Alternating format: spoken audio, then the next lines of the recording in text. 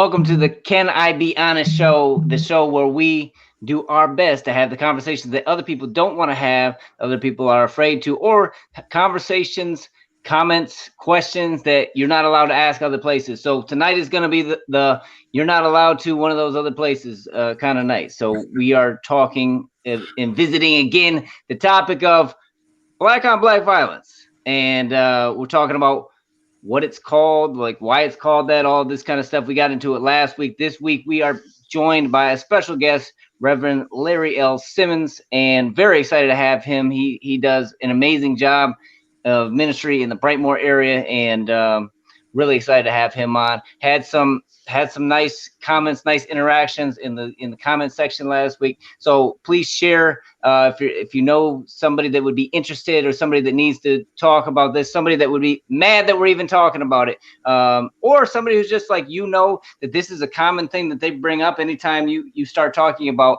police brutality. There's kind of two sides of the coin here. There's people that feel like we shouldn't be saying the words at all, the phrase at all. We got people that are, that's all they want to talk about. And so we're going to talk about all of it. Dewan, how are you feeling? I am ready. I'm ready to have the conversation. Last week, it was very heavy. I mean, especially when we jumped off, because we were on the wake of, or the eve of, some stuff that was really troubling, really crazy week. We should always feel that heaviness until we can really see some drastic change. But I'm excited to have the conversation. I really believe that the conversation and dialogue is a big part of the change. And, we got to start somewhere. I'm really glad that we were able to share some of the organizations last week that are doing some of the amazing work. I think that's one of the things that's always missing when we're having this conversation. People, battle over if we should use what terms we should use, but there's not enough emphasis put on things that we can do and action items that people can take, 100%. Things that those people that sound passionate about it could sign up for, donate money to, volunteer with those organizations. So we shared that list with you guys last week. Our guests may have some other ways that some other organizations you can come alongside of, and we'll share that list with you again this week. But we are excited to have this conversation. We hope that you will join us and hang out with us. And as always, we have no shortage of things to talk about. Ralph, tell them why.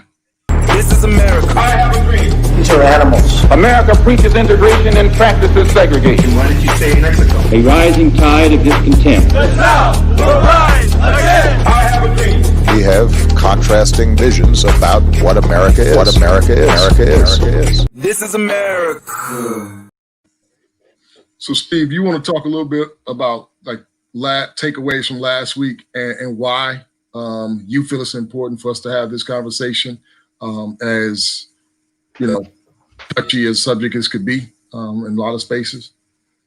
Yeah, one of my takeaways is a question, because I keep and even after we posted, there was questions about, or there was a statement rather about even the terminology is built, or the subject matter. And that's what I'm trying to figure out. Are we talking about terminology? Is it the terminology that we have a problem with, or is it the subject matter? Because I think if we have a problem with the terminology, I can appreciate that and we can have a conversation. If we have a problem with the subject matter, as we talked about last week, this type of violence is claiming 5 times as many lives as police brutality. And so I get, we can talk about, the justice system. We could talk about how police get off most of the time, regardless of what you look like.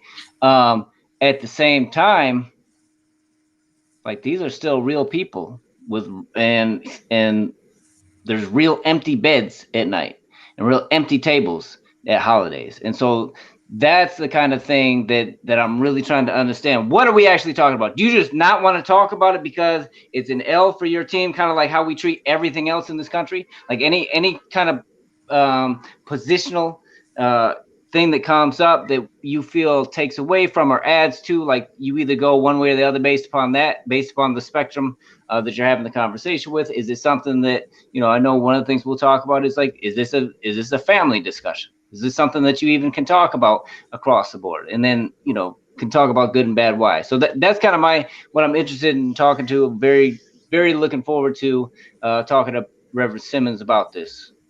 Yeah. So what about you? Yeah, so I think, for me, the big takeaway was how out of balance it feels when we talk about this subject matter versus police brutality, right? And I do think that there are two different conversations altogether. I do believe that. But it just feels like, this violence that we're talking about today does not get the level of hatred that police brutality gets. And the victims don't seem to get the same amount of love as the victims of police brutality. And that's the kind of takeaway I left. That's what I left with last week, and continue to. I think I'm maybe better able to articulate it today than I was last week. But definitely, that's kind of like the thing that kind of really stands out to me. How well we know the names of the people that fall to police brutality, and the little that we know about the people that fall in the communities like the ones that I grew up in, and the one that our special guest really represents and works heavily in. I'd love to bring him on, unless you want to share anything else. Yeah, let's bring him on. Yeah, so we have a special guest that we want to introduce to you. Reverend Larry Simmons is the executive director of the Brightmoor Alliance. He's also the lead pastor of Baber Memorial AME Church, and a really good friend of mine. He's graciously mentored me on a number of things. He's a phone call away from me, and it's really huge when you have somebody that has the experiences that he's had. He's been around for a long time, putting in work for a long time, and I really respect his point of view. That's the reason we asked him to be on the show today. So without further ado, Ralph, can you bring in Reverend Larry Simmons? Evening, sir. Welcome. Take your mute off. There we go. There we go. Perpetual conference call bugaboo. Get off mute. Right. So welcome. Thank you for joining the Can I Be Honest show. I was just sharing with everybody, our viewers, that how excited I am to have you on. With you working in Brightmoor, the neighborhood that's I grew up in, and has a lot of influence on, like, shaping me to be the man that I am today. And not just that, just being able to sit and talk with you in a number of settings, and appreciate your perspective and your point of view. And really, I can't remember, you and I was talking about something totally different. And I think you had recently had some situations in your community really close to home related to the subject matter. And you were like, we have to publicly have this conversation. So I kind of made a mental note that we should have you on whenever we started to talk about it. And after the Coney Island issue, we were like, we can't wait no longer. We need to talk about this. So thank you for joining us and being a part of this conversation with us. Thank you. I appreciate it. You are absolutely right, DeJuan. And I got mad love for all your work. I'm just meeting Steve, but what you are doing and your contemporaries, man, it gives me hope. After a period of time where I was beginning to think that this effort for justice and for righteousness was going to peter out, you all have renewed that hope. And so this conversation is absolutely on point, but it's tough because it's close to home. We're talking about our cousins. We're talking about our brothers and our sisters. We're talking about people we sit down at Thanksgiving and Christmas with, or did. So it's when we talk about the police thing, it's a little more distant because we see the perpetrators as not at dinner with me. I'm not going to see him at Bay's graduation, in June. So it's tough. It's tough. Yeah, for sure. It's like the perpetrators and the victims, right? Yeah. Like sometimes we know them both. As you say that, yeah. And that's the hard thing, because sometimes it feels like we have a united voice when we're talking about police brutality, But then when we bring up this subject matter, like we don't have a united voice oftentimes. Like there's rules at play that like no snitching and all this other stuff. And it's like, you know, it's just hard. It's hard to have an honest conversation. You know, I tell people, man, we often hear people talk about domestic violence, and you know, why don't the women just leave? Why don't the women do something? In many ways, this crime inside our community is our own kind of domestic violence, you know. And so the question becomes, why don't you do something about it? Because if I do something about it, I'm taking my cousin, who I have spent my entire life growing up with, and tossing that cousin under the bus. Like you said, there's a culture of, you know, snitches get stitches if they're lucky. Right. This is embedded in some deep self-hatred, white supremacist stuff that is as nearly as old as this country. And so when you get off into it, it either gets so complicated you feel hopeless, or you get so emotional you just want to strike somebody, which is itself a violent reaction. You know what I'm saying? Can you tease that out a little bit? You talked about the history of it, and you used the phrase that's going around a lot now, the white supremacist seeds. Talk about that. Just flesh that out. What do you mean by that? Okay, so all right. So I don't want to put your audience to sleep, but you're gonna have to bear with me here.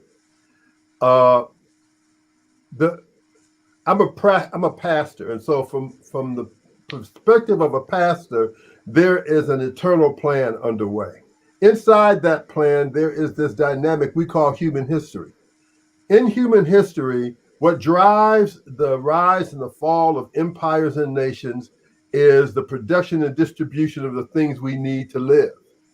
The reason my DNA is in Detroit, Michigan, and not on the west coast of Africa is because the economic prerogatives of 1600 said we need that DNA on the land in North America, farming and growing product so that the folks in Europe could enjoy it. Well, unintentionally, when they first brought us over here, the people who were indentured servants, primarily from Europe, and the people who were slaves, primarily from Africa, got together and said, we don't like the way y'all sharing out the goods. Y'all taking all the goodies for yourself. And there was a rebellion called the Bacon Rebellion. It's like 1623. That's how long ago this was. It was that rebellion that led to the separation by the people in control of society to keep the indentured servants and the black slaves apart. Well, let me say apart, and then ultimately at each other's throats, because the white indentured servants were given privilege over the black slaves. Race and socioeconomic function became married together. And over the course of time, there developed a whole theology, a whole philosophy, and a whole worldview that said anything which is European is civilized. Let me give you a perfect example. The places where people in Europe live are called what? Cities, towns. They're really small, they're villages. What are they called in Africa? What are they called in North America? What are they called in Australia? What are they called in South America?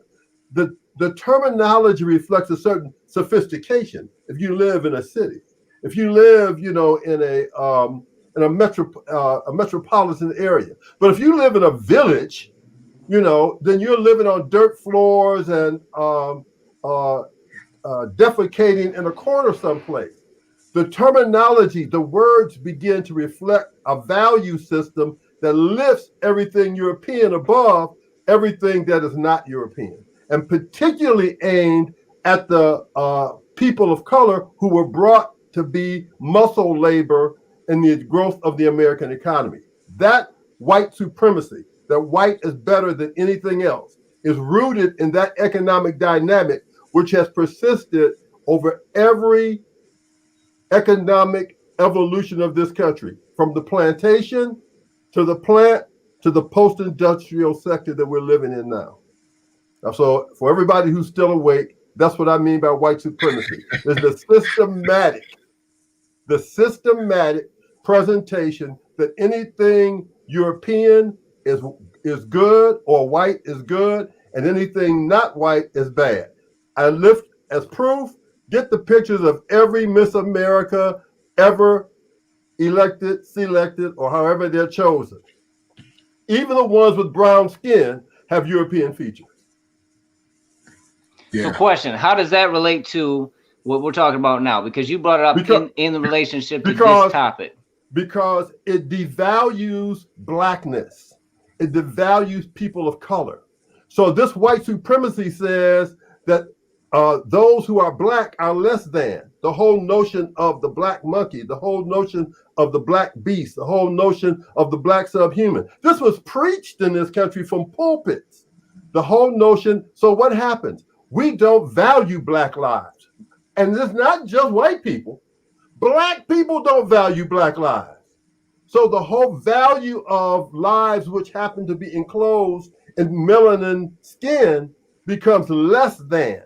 And so we are more willing to treat it a certain kind of way, which leads that, and the economic dynamics that we're living in lead to the violence that we see being perpetrated among African Americans, which people like to pejoratively call black on black crime, the internal fight that goes on inside the community and the external violence that's visited on the black community, which are done for different reasons, but all done in similar ways. Because I almost used the word, I don't know if I can use this. Y'all say, let's be honest. All emerges, and I want anybody who hears me, do not send me a quote from Ephesians chapter 4, verse 30. I'm familiar with it. But there is a phrase in the black community, niggas ain't shit. That is the embodiment of the dismissal of the value of black life. That's how that history connects to today. Yeah, and if you want to see like art imitating life, I would say look up The 5 Heartbeats, Eddie Kane's conversation with his dad. If you want to see art imitating life in regards to what Reverend Larry just said. It sounds like, because I don't want anybody to misunderstand what you're saying, right? Like, I think what you're saying is that white supremacy has had an impact on all of us, where we all agree across the board that Black lives don't matter. Even those of us that started shouting out Black Lives Matter, if we've gotten to that point, there's some type of work that had to take place to overcome the impact of white supremacy and that messaging that you're talking about that was preached from pulpits that got and seeped into us and our psyche, our parents, which taught it to us, our aunts and uncles, So I think that's what you're saying. So if that's the case, then there's work to be done by all of us. So it's not like we're saying, okay, the man has to do all the work here. We know better than to wait on the man or the system to fix itself. I think it's going to take those of us that see it as wrong to figure out what role we have to play into doing something about it, right? Chris Rock had a joke he used to tell. He said, you know what white people and Black people have in common? They both hate niggers. That perspective is the devaluation of Blackness. Black lives don't matter. And so when young people articulate the slogan, Black Lives Matter, they are coming slap in the face against that whole cultural designation, which has been passed from generation to generation, that those things Black don't matter. It is important for us to know this, because as Carter G. Woodson taught us in the Miseducation of the Negro, once you get somebody to think a certain way, you don't have to worry about what they're going to do. See, once I get your mind, then your behind's going to follow. That's a deep quote from the Parliament Funkadelics, who actually use a different word than behind, but I am a preacher. I can only cuss, so get away with cussing so much. Yeah, you already got one tonight. I got two, actually. Right. So where else can you find a preacher from Brightmoor that worked for Mayor Young, use or share with you some terms that happen in the community, like niggas ain't shit? Where can you find that at 9 o'clock on a Sunday, other than the Can I Be Honest show? That's real. You won't hear it in my pulpit. Right. But if you catch me a Bible study, I might do it. Right. So I mean, people to show up if they know that. All the black folks who are listening to your program right now, they know I'm not lying. I'm just not supposed to say it and make they know you're not lying. They like, if they're anything like me, they like, look, like, you don't say that in mixed crowd. You like, Rev, you know better than saying that like in a mixed crowd. You breaking the code. That's what we got to do. We have to be honest, right? And if we're willing to come and share those things that are embarrassing that happen in our community and own it and say it's wrong, then the expectation is that you can do it too. If you're whatever community you're from, right? Community. Yes. We do want to invite you to share a comment. We see some of our regulars that are here. So what's up, Paul? All the way in Jamaica. Wagwan. Brian Ferguson, what's up, bro? Good to see you on here. As always, leave us a comment, or if you want to join, you have a question for me or Steve, or you got a comment, or you have a question for Reverend Larry Simmons, you can jump on with us live if you just text 313-473-0499. 313-473-0499. You can join us in real time and have some fun with us on a really serious subject matter. So I did want to. The only people who can change racism in America are white people. Will Thompson just said that. Thanks for joining, Will. One thing you just said, Dewan, you talked about ownership and the freedom, like the way that frees us. I think we only talk about what we want or what we view as like wins and strong points because we think that's taking an L and it's giving up ground. But I think when you start to do what you're talking about, like that completely paves the way. Like it undresses like the whole facade that people have and that all of us have. It's like not wanting to admit things that are wrong, not wanting to show any weakness. And I think when we actually like own stuff, like people, there's a certain level of respect. And now it's like, now the ball's in your court. So yeah, I already owned it. Like it and here's what I'm doing about it versus, you know, the spin move that I think all of us do on any side of the equation, that I think instead of coming across as a strength, it comes off as, to me, it's like it's you're not being honest. And so there's automatic, we talk about building rapport, like across you know, the board, across the aisle. Like if you can't be honest about stuff, you're already in my mind. Now I'm trying to kind of like pin you down instead of if you just come out and be honest about anything. Like then that actually gives you ground, that gives you leverage, and that's what I think is we often kind of misunderstand about communicating across any type of aisle. You know, it is one of the things that we are troubled by, and this is my opinion. So I want to couch this as my opinion. Which, by the way, I invite anybody to have free assault upon.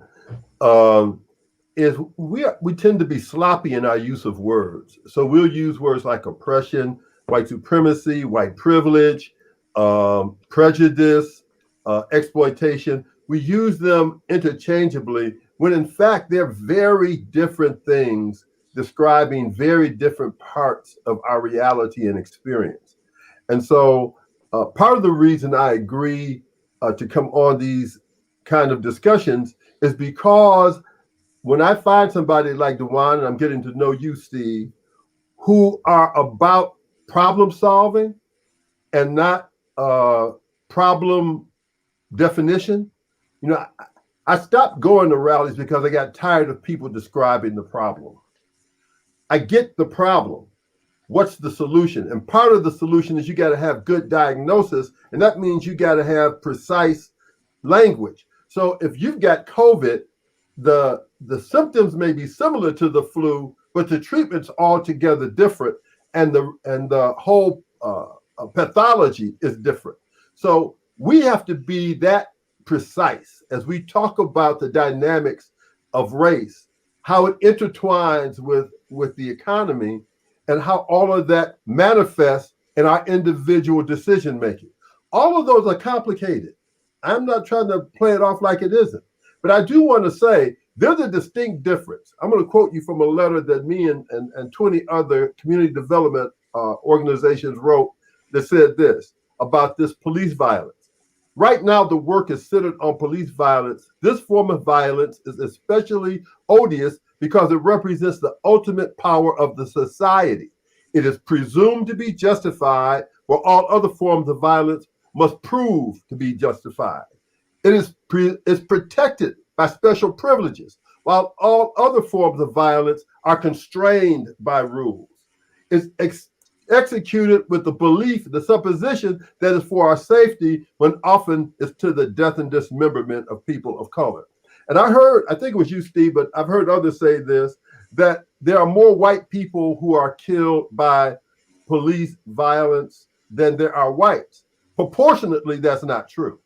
But numerically, it is, but proportionately, it's not true. And the nature of the violence is distinctly different. Again, and it reaches all the way back to that slave time. And I'm not going to walk through that whole history thing again, but to speak to us today, I would urge us, all of us who are leaders, and you all are, as am I, all of us who are leaders have to work hard to be precise with our terms and to be clear about what we mean. So when I talk about intra-community violence, which goes by the name black on black violence, that has a source. It has a cause. And if we want it to end, we have to deal with both the economic drivers of it. For example, those killings up on Dexter. I grew up on Dexter. I raised my sons on Dexter. I know Dexter well.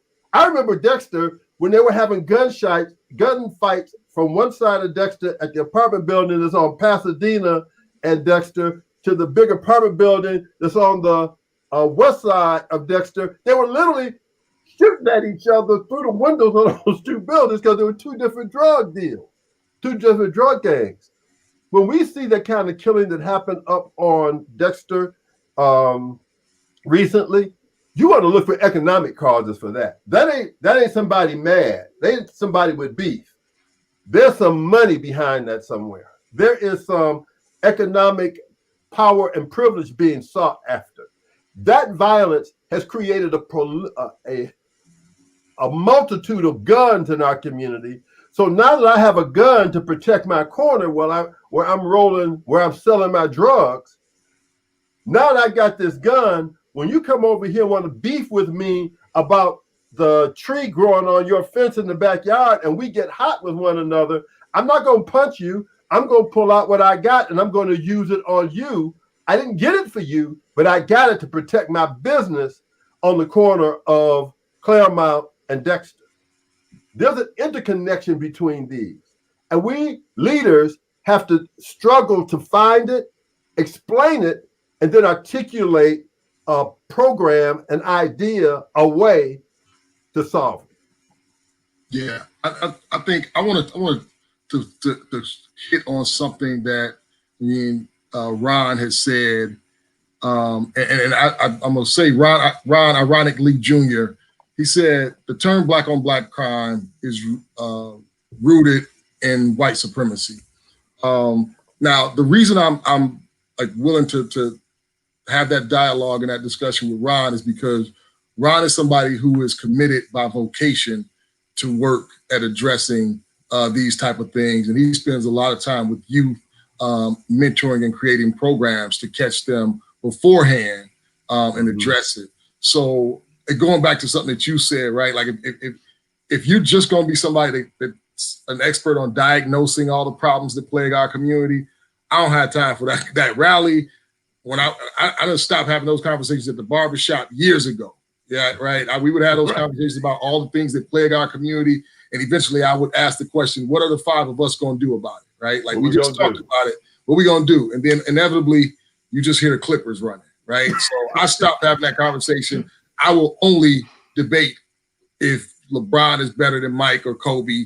That's the only conversation I'm willing to have in the barbershop. But with Ron, Who do you got? I'm gonna go with LeBron.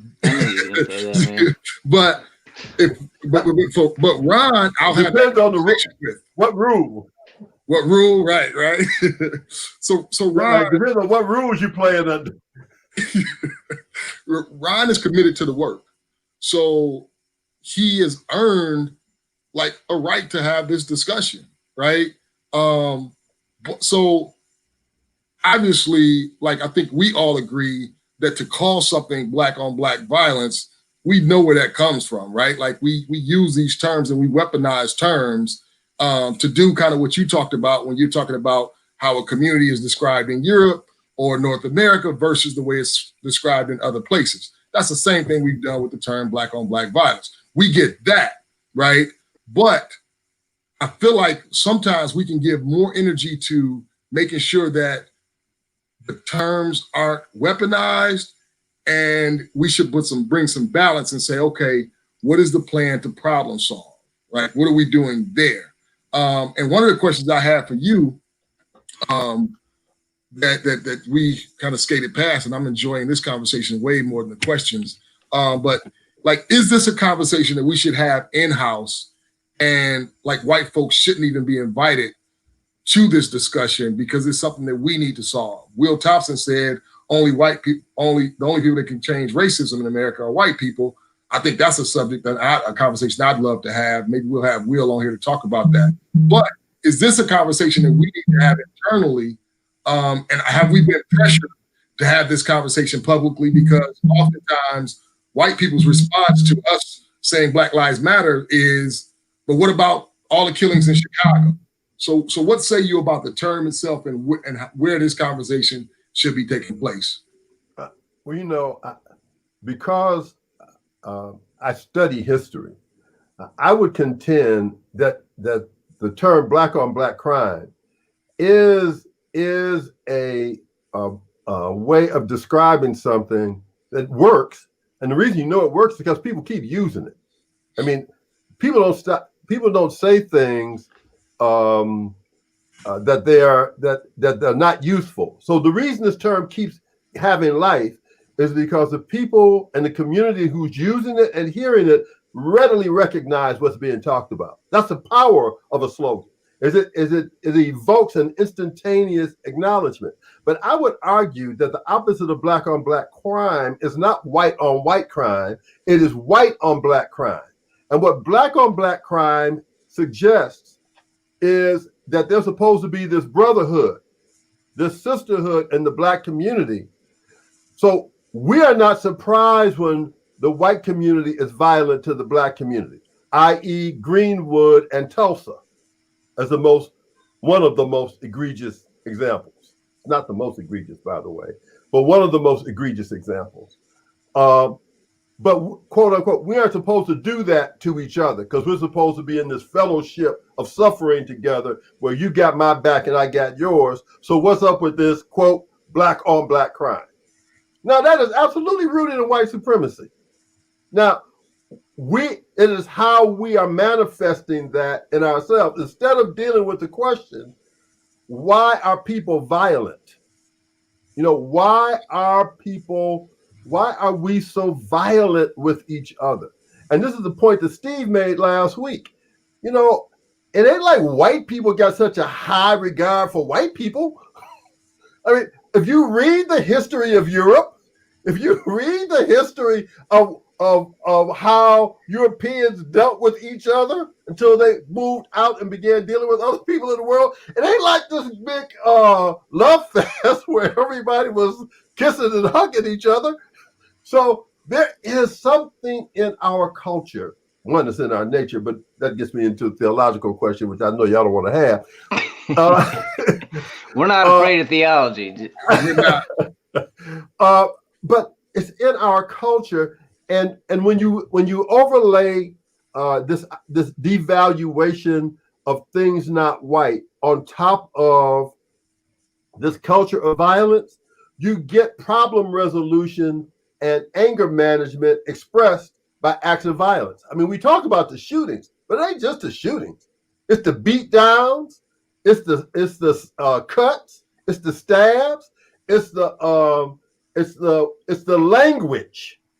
You know, one of the things, I don't know if you've experienced this, but when I leave Detroit and I go other places in the country, you know, the first thing I notice when I get back is how mad everybody is. Detroit is one of the angriest places in the United States. Well, I haven't traveled the world, so I can't speak to what it's like other places in the world. It's one of the angriest places in the United States. And I've traveled a lot in this country. This anger, I don't believe is coincidental to the economic role that Detroit has played in this country and the tremendous pressure that's been placed on the workers who live here and the relationships between us here. So I don't think black on black crime is a very useful term, but in my list of things to be worried about, like if I got the top 100 list of things to be worried about, the term black on black crime is like number 99.9. Because I got people who work every day and can't make enough money to feed their children and send them to college. I got people who are sick and can't go and get health care. I got people who have great hopes and aspirations for their children, and their children are going to schools that by the 5th grade, they have discouraged them from wanting to learn, and they cannot read. There is a mind view of us that I think we have to shift. Those things for me are way up at the top of the list. You know, so yes, do I think black on black crime is not the best way to describe our intra-community violence? I would agree with that. But I also think that we cannot pretend like it ain't a thing. You know, I did a list before the show because I was going to read it off of the instances I knew where there were black people who had committed violence against other black people because I was going to share it. I've decided not to do that. I stopped at 25. I stopped at 25. This is in your circle, or this is people you know? Yes, about? These are people I know. There's one where I'm going to describe this in a way that the people who are in it won't be recognized. There was a family dispute. One of the members of the family carried the dispute to people that they knew outside the family. In the middle of the night, the door of the family house gets kicked in. Person walks through the door, shoots a parent 17 times, and then takes aim at the 5-year-old child and kills the child. All the participants are African American. All of them. Now, there are witnesses to this crime, all of whom are African American. The police have never been able to find the shooter or anybody connected to it. Now, do I know this? The street knows who did this. This person is not unknown. But we don't talk about it because to reveal it all brings you then to the people you're sitting across from at the 4th of July picnic, sitting across from at the Thanksgiving table. And we don't want to face that pain. It's an issue, but I think the issue begins, like Carter G. Woodson said, with regaining our mind, or as the Funkadelic said, free your mind. If we free our minds from the notion that anything European is better than anything else, that all people have value, and that all people have faults, and that all people have fallen short of the glory of God. See, I slipped one in on you. Then when we are willing to come there and then work together to address these problems that we share, our shared culture of violence. What do you know what the #1 movie of all time on almost every list is? Anybody know? You know it. Scarface. Close. Number one movie. Terminator. Close. Well, not Terminator wouldn't be close, but that would probably be one of the number one sci-fi. The Godfather. Godfather, yeah. Oh, definitely. The Godfather. What is The Godfather about? the drug empire. Right. We glorify it. We celebrate it. We give it pretty names. I remember, y'all too young to remember this, but in the early days of gangs in Detroit, one of the gangs on the east side was called the Earl Flynns. What they were trying to do is name themselves after the Errol Flynn. But we got a patois in the black community, so it became the Earl Flynns.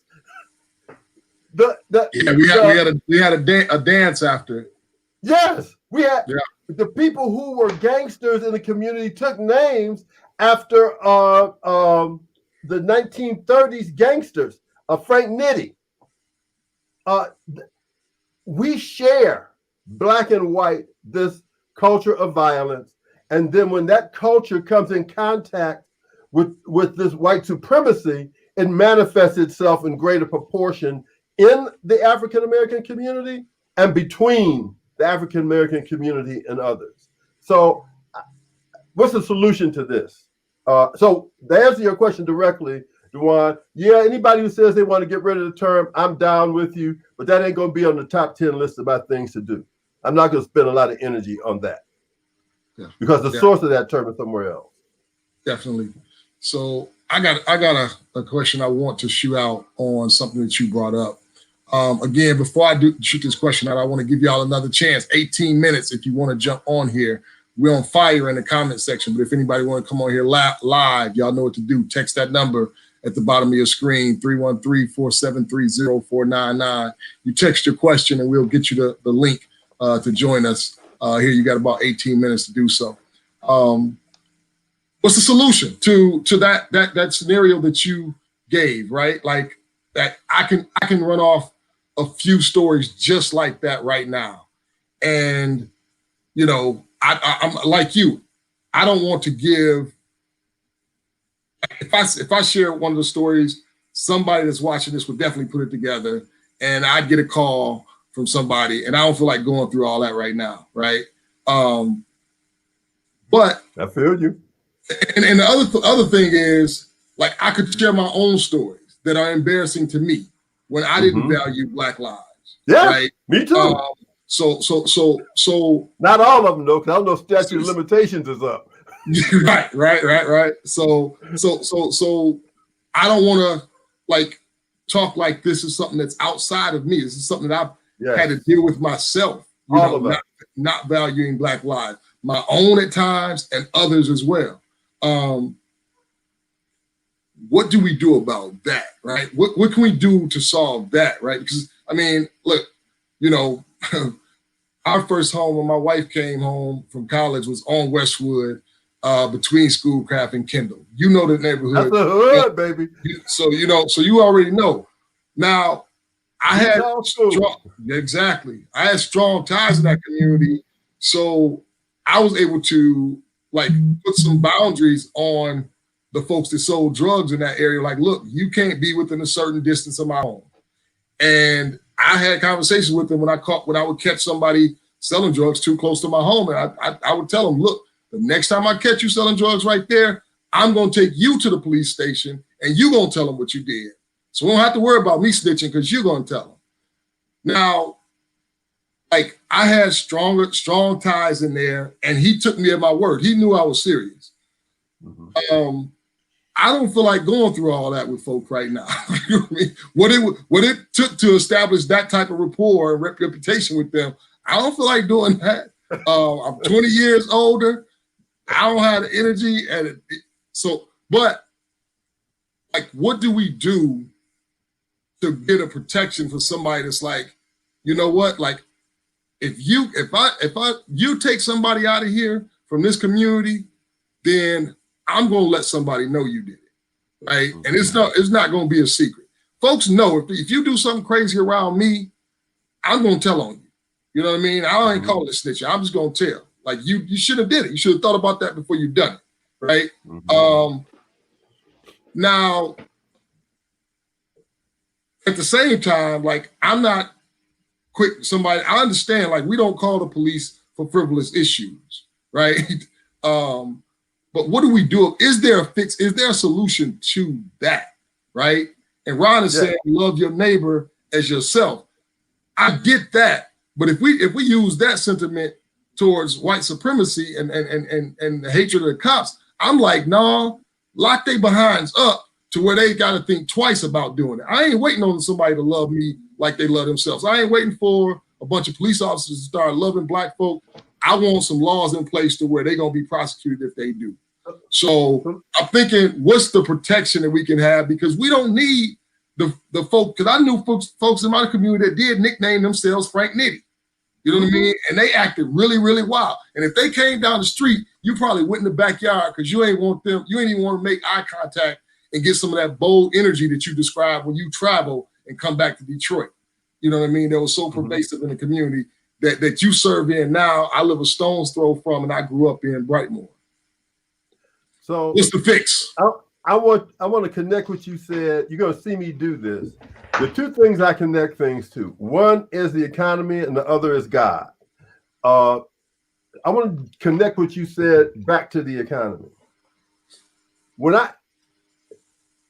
There's a long-term fix and in the meantime fix. The long-term fix is we have to convince the people who are holding on to that 99% of the wealth of this country that it's in their best interest and everybody else's to share that out.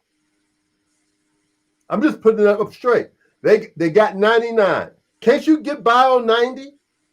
Can't you get by on 85% of it? 1% take 85? Because if you share out that 15%, everybody in America's income would go up. We could find a way to employ everybody in this country. Now, you know, and I know it's going to be some knuckleheads who don't want to go to work. That's our in the meantime solution. And in the meantime, you're going to have to do some things to get with them. I get that.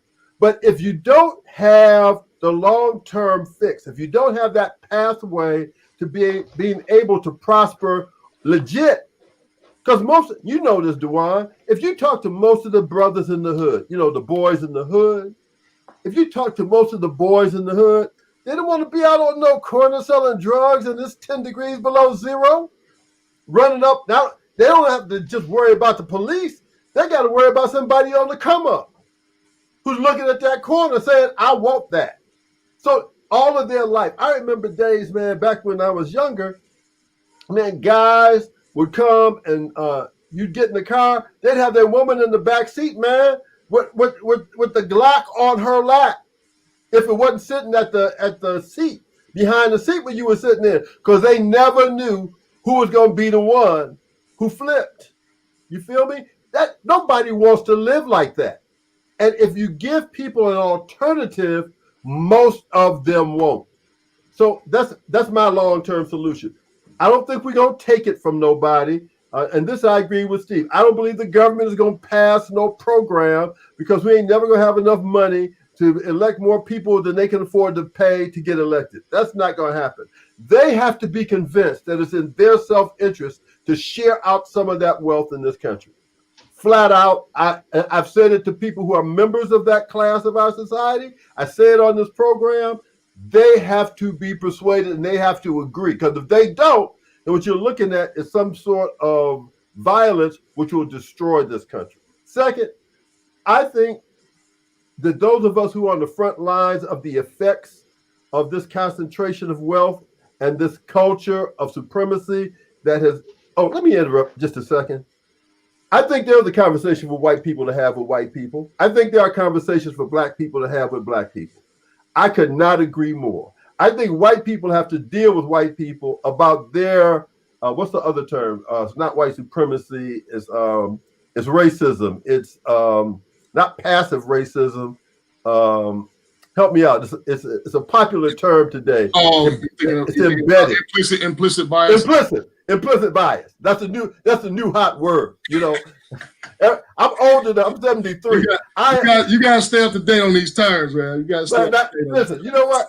No, you don't. Because all you have to do is wait. It'll be gone, and the new one will be up in another 4 years. You ain't got to stay up on it. It's the same thing with a different name. Come on, you know the game. So now, But white people got to talk to white people about implicit bias and ways in which they participate by listening to their uncle, who's a flat out, stalked down white supremacist racist by anybody's definition, and nobody checks her or checks him.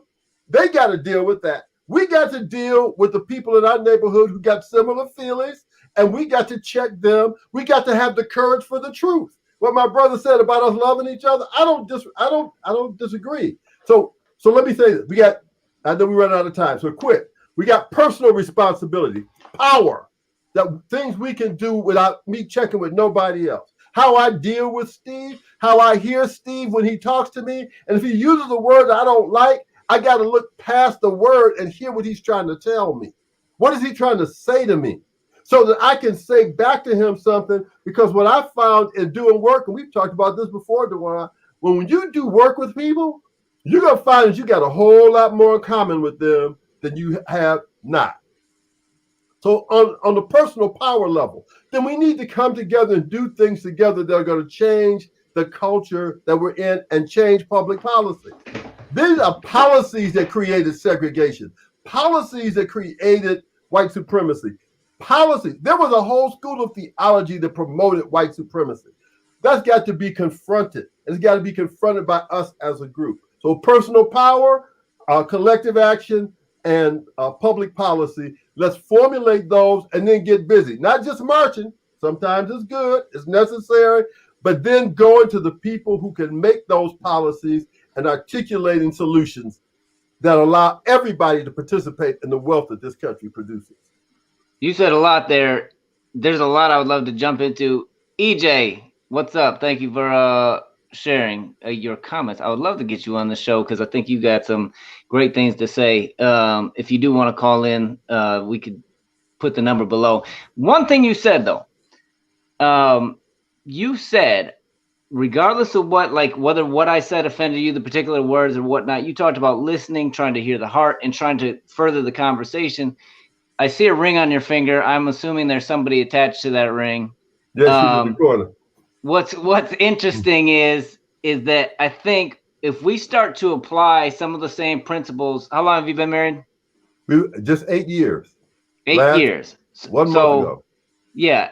So congratulations. 8 years. There's people who don't make it a year. I've been married a while now, and I realize like when I want to be a knucklehead and want to just take whatever she said and be offended by it and be beside myself and really hit back at that and want to just get into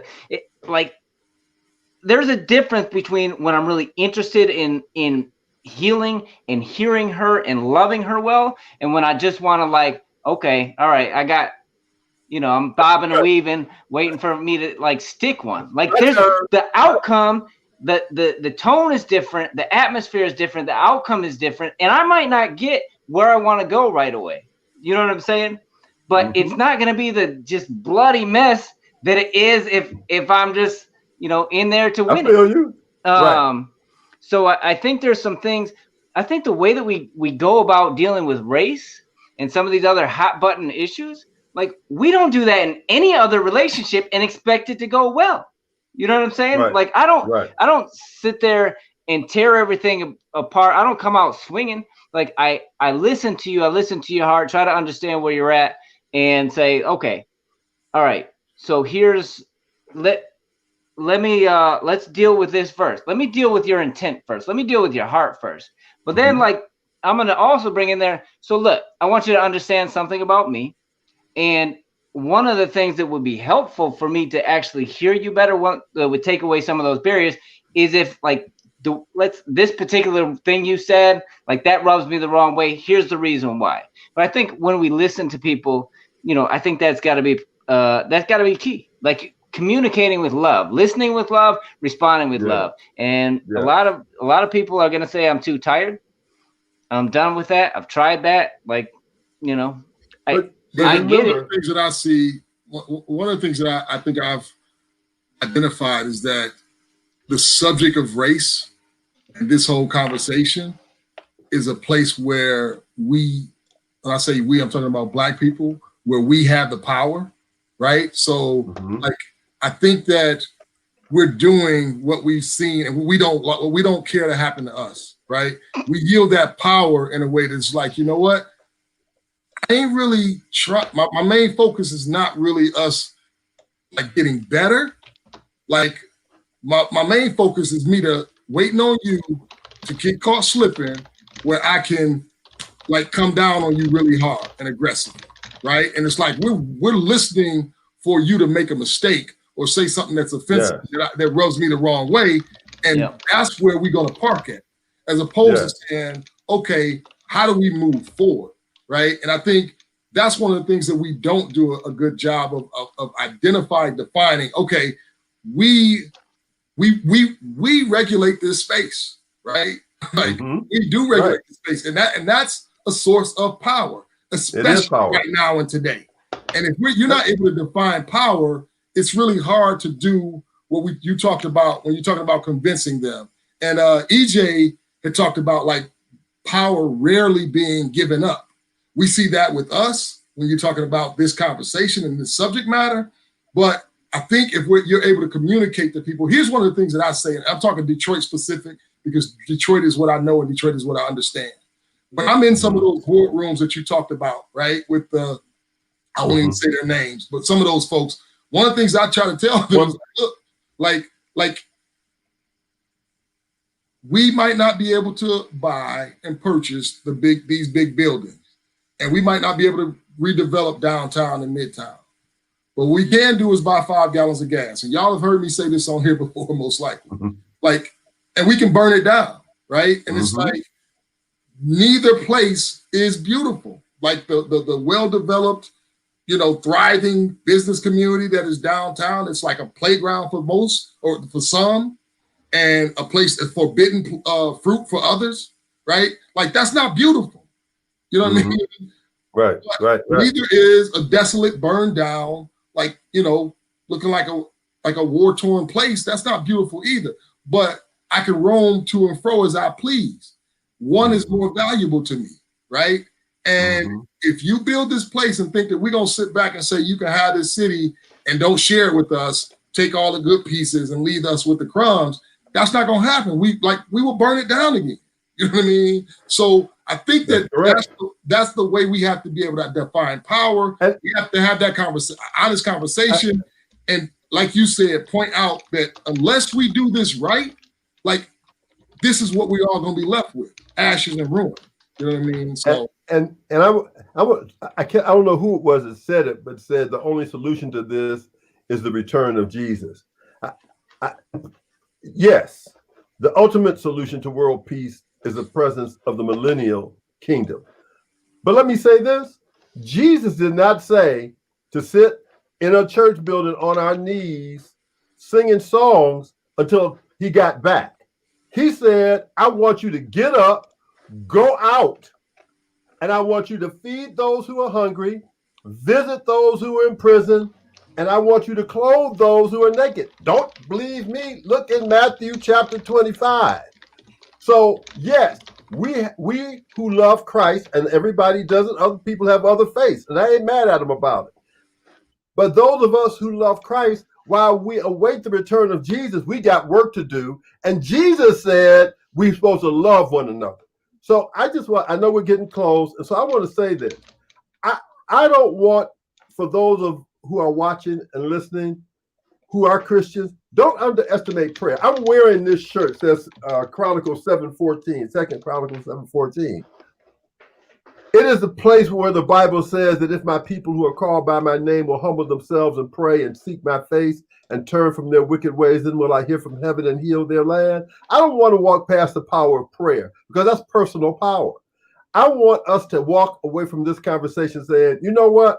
I may not be able to get to Donald Trump or Nancy Pelosi. I may not be able to get to Joe Biden, but you know what I can do? I can go down the street and talk to that white lady who's still in the neighborhood and say, hello, how you doing? You all right? I can walk past somebody on the street and look them in the eye and say, hello, how are you? I can take responsibility for sweeping the street in front of my house. I can call my neighbor and say, let's get together and clean the vacant lot. we can get together with some other neighbors and call the city and say, spend some money on cleaning up these lots so our kids don't have to walk past this blight, which will give them a better attitude walking into the school so they'll do better. There are, at every level of power, there is something that we can do, and we can connect with others who can. So please listen. And everybody who's married understands this, because I know exactly what you mean, Steve. There's one conversation we have with our wife when we're ready to start a fight. There's a whole different level of conversation when we want something different. And I'll let you figure out what different might be. Yeah.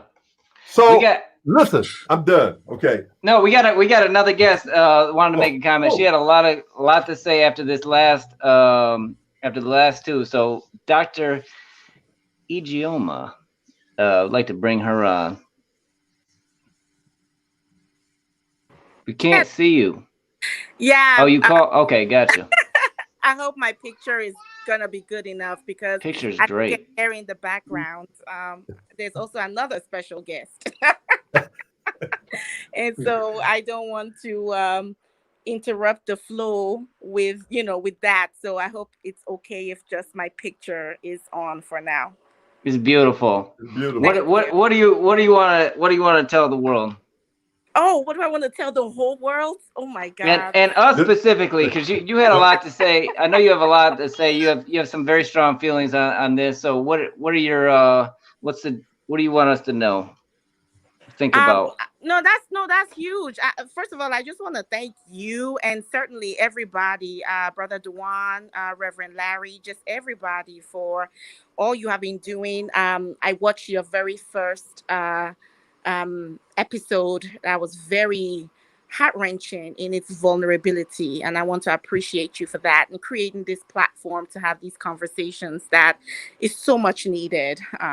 So I want to just first of all acknowledge and honor that, and my hope is that truly it's having an impact that is rippling way beyond these moments, in kitchen tables, or on kitchen tables, and bedrooms and living rooms, and everywhere where people have deep, intimate, honest conversations. So I want to appreciate that, very much. To be honest with you, I mean, like you said, I want to just share, my background. I'm a physician. I'm an internal medicine pediatric doctor. I work in Detroit, and I'm a professor. I'm a faculty member. I'm an assistant professor and a faculty member at Wayne State University School of Medicine. And what I teach, in addition to medicine, is social justice and health equity, and social justice in medicine, because health and medicine and science has been one of the biggest ways in which the systemic racism has manifested itself. And as we have seen with COVID and the disproportionate impact of COVID-19 in our communities of color, it truly has just been, how will I say, the canary in the gold mine, in the mine, in terms of highlighting the inequities produced by structural racism, just in every way, shape, or form. It's just like every other really disease, but it's just it's more pronounced with COVID, being that we are in a pandemic. But it's the same issues with hypertension, same issues with diabetes, with cancer, with autoimmune disease, with respiratory disease. It's the same thing. It's just that during pre-COVID, we could ignore it and just brush it under the carpet. But with COVID, we're being faced to see it, because COVID, the pandemic, has its own platform.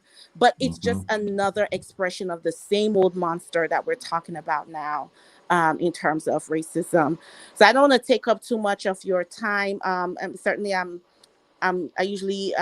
happy to answer questions, or kind of go with the flow with questions, but I want to just highlight one key point that the Reverend pointed out. And he talked about, interpersonal. I'm sorry, Reverend, if I paraphrase. You mentioned Please, the heart. go ahead. I love what you said. You gotta paraphrase the Rev. You can't quote everything the Rev say. But the one point that I really admire, I mean, everything, of course, I appreciate, but I want to really highlight this point of policy. I used to struggle with this issue about educating and actually I'm a medical educator, so teaching, and I'm a born teacher. Like, this is my gifting. I'm very grateful to God for it and all that. So yeah, I love teaching and talking. I've always loved debates. Steve knows, Simone knows, and conversation and all that good stuff. And I have had to come to the sad realization that it's not enough. And one of the books that's really been helpful, I don't know if the audience knows about this book, but Stamped from the Beginning and How to Be an Anti-Racist. There are two books that are written by Professor Ibram X. Kendi. And in it lays the case so nicely, where it highlights that ultimately, when it comes to anti-racist work, it has to target policies. It has to target policies. And basically he makes the point that racist policies is what produces racist attitudes and mindsets and behaviors. And so all this while we steady trying to preach and teach and encourage and counsel and educate and debate. It's like, okay, that's nice. But at the end of the day, what makes a huge difference is if we change policy around media, policy around the economy, policy around education, housing, criminal justice, whereby we stop seeing due to the like what happened where they pulled cops off of the show cops off of the TV, etc. You stop seeing every criminal on TV as a black male. Eventually, people, when you see a black male, in the store, on the street, or wherever, your mind doesn't go straight to, oh my God, is he a criminal? Well, of course you're gonna think that, like the Reverend said, implicit bias, which is just the latest sanitized version of saying racism, to make white folks comfortable, right? While you tell them they're racist, instead of saying they're racist, you just say, you got bias, and then people are more can just like receive it better. It's the same thing. It's just the latest sanitized version. But okay, but where does that come from? Well, if all the images you've seen, you understand, of black folks is either they're criminals, they're athletes, they're musicians, and not just any musician. It has to be rap or hip hop. Not that we have black people in classical music. We have black people in every kind of music. We got black people in rock and roll. I mean, Chuck Berry founded rock and roll. We got black people in all kinds, but no, it has to be a specific kind of music. Black people only do this stuff, right? And then you perpetuate that image over and over and over again, because there are certain algorithms that are written in place in media to perpetuate the same images. Of course, you go out in the street and you see a black man, or they say, okay, your doctor is coming to see you, and I walk in and you're shocked. Well, where is the doctor? Because all Right, you've seen right, is right. just these images. But those images, they're not unintentionally produced. They're not random. They're absolutely intentionally produced. Intentional. They're policies that influence the images we see on media, all kinds of media. It is the Yeah. policy. So when I got really woken up to that, if you always think you see poverty, you think black. Okay, why? Because there are housing policies, educational policies, economic policies that excluded black people historically, continuously, and currently, right, from opportunity to better themselves. I just today, I don't know how many of y'all, if you don't know about Bruce, the Bruce Beach, Bruce Beach, just Google it. Bruce Beach was a part of Manhattan Beach in California Oh, that was bought by the Bruce family, a black family, and then they were then intentional political and a collective attempt by the white members of Manhattan Beach to then take that land from them, and therefore depriving that family from years of intergenerational wealth that could have been accumulated. I just learned about that today. Just like I learned that, about Tulsa, Oklahoma, Rosewood, Florida. Rosewood, and Yeah. there's like there were like 13. I thought it was just those two. I just recently found out. about 13 of those communities historically, African American communities that were brought up, that were created by Black communities themselves, of wealth and prosperity. There is Yeah, and evidence that we know how those, to do this.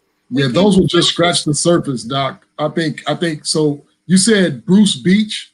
So Bruce Beach, yes, some and homework for me. I'm definitely gonna Google that. Yes, We're getting ready to run over. Well, we already ran over, so that's oh, look at that. I'm what so we sorry. want you to do. We want to invite you on to be a special guest sometime really soon. We'd love to dive into, do a whole discussion about just the systemic racism that has been identified in the healthcare system. Obviously, neither Steve nor I are qualified enough to have that conversation without you. So if you would come back on, that would be phenomenal. But I got and I think there's some very direct insights that would be great to have just for everybody as it relates to COVID as well. So I think that would be good. I was thinking the same thing. Yeah, so definitely that would be my pleasure. I'm sorry to have taken you over. As I'm very passionate about this, as you can see. But I appreciate you even giving me this time, and thank you so much. I'll be very happy to do this because it is all intertwined. It's all interconnected. Health disparities, and everything you're talking about, criminal justice system, education, they're all intertwined and interconnected. So it will be my pleasure. Thank you.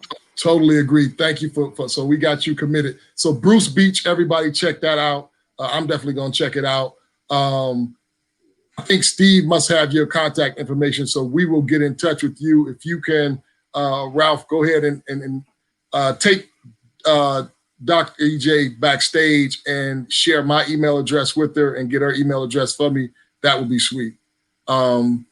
So, I mean, we find ourselves a little bit past time. I think it was well worth it with that call from Dr. EJ. I mean, even what she said, what she talked about when she broke down the systems and the way the media has portrayed us, it ties back into the original conversation of here's why we find ourselves able to evaluate. Yes, and not appreciate Black life across the board. So this is not a issue that is like exists in one community and not another. Like we've all got that message loud and clear, and we all need to do the work personally to overcome that message, and combat that narrative to where we can all in a unified, not just voice, but in a unified action, say that Black lives do matter, right? And I know we're done. I just want to say this. Surround yourselves with images and objects that affirm who you are and who what your culture is.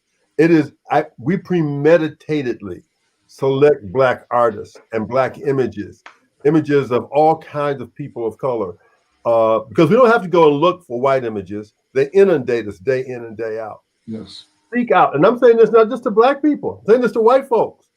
Seek out images of African Americans, of Latin folk, of Native Americans. Seek out their art, seek out their music. Even if it's uncomfortable to you at first, what you're going to discover is what I discovered. There's a whole lot of blues in country music. If you actually start listening to country music, it's got some stories to tell. Opera actually has some stories to tell. So seek out the culture of others. It will help you in your anti-Black journey. Thank you for the opportunity to share with you today. Appreciate you being on. Steve, you got any final thoughts?